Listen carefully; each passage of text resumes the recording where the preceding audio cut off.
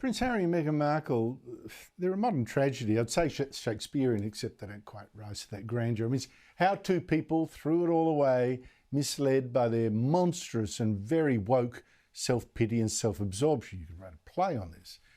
Well, actually, they've now finally given their first public appearance together since their so-called near-catastrophic car chase in New York that made them a laughingstock. A car chase in New York with the traffic's gridlock.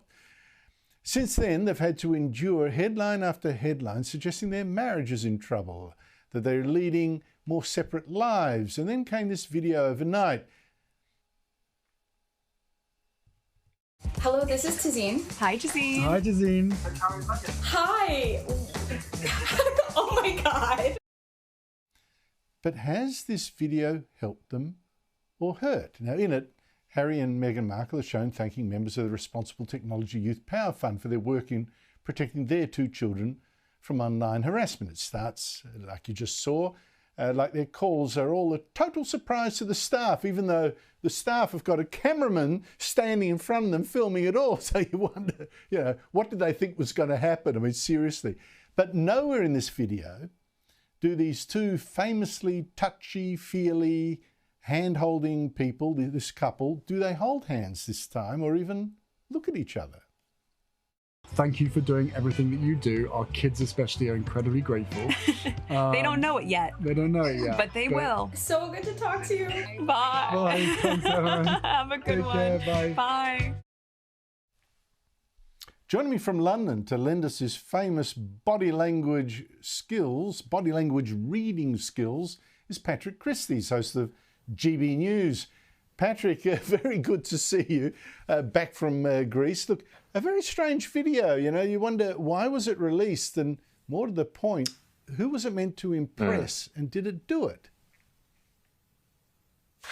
Well, I mean, Meghan quite famously said initially when she was shooting to prominence over here that she was a hugger. Well, it looks like she isn't keen to hug her wife. Sorry, husband, is it? But the acting skills in that video were so bad that you can see why Meghan Markle only wants to do voiceover work from now on. And Harry and Meghan have the look of a couple that are just staying together for the kids. Unfortunately for them, their kids are quite young, so they may well have a lifetime of misery ahead. I've got a theory on this, though, Andrew, because it comes, this appearance, hot off the back of Meghan Markle being endorsed by Joe Biden, the US president's activist sister, for a career in politics and maybe even hitting the White House. An endorsement from a woman who also endorses a man who, frankly, struggles to stand up on his own. I'm not sure how much of an endorsement that really is, but they are trying to put on a united front because increasingly the spotlight has been on them both doing more solo work. Harry is going to do a solo tour with the Invictus Games. Meghan's been very quiet after Harry's book, for example. But it also, though, Andrew, just quickly comes off the back of them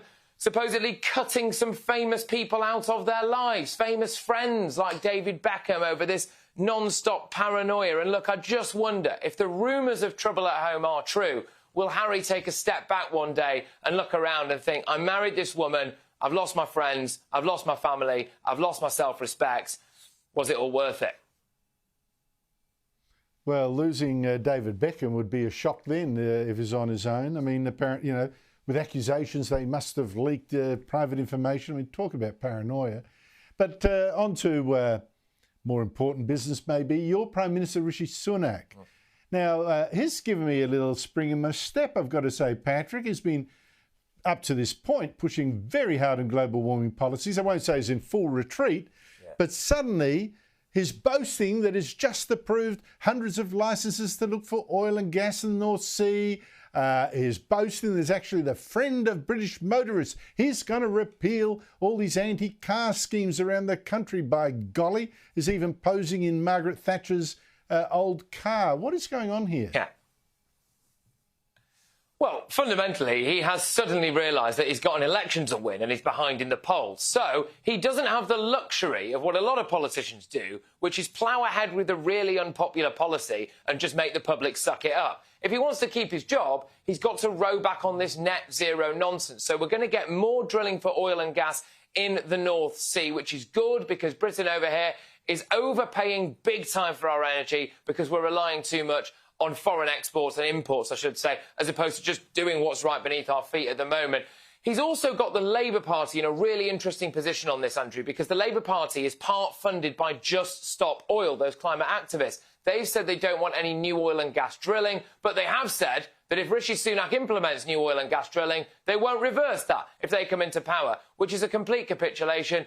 And again, on the driving now, he's saying he's on the side of motorists. All right, fair play. But he's not really, because he still wants to ban all new petrol and diesel cars by 2030. I've got a suspicion, Andrew, that just before the next election, in about a year or 18 months, he's going to row back on that, and that will be an incredibly popular policy. I suspect you are 100% on the money. You've got dozens of Conservative MPs already saying he's got to do just that, and others, car companies saying you won't be able to achieve this.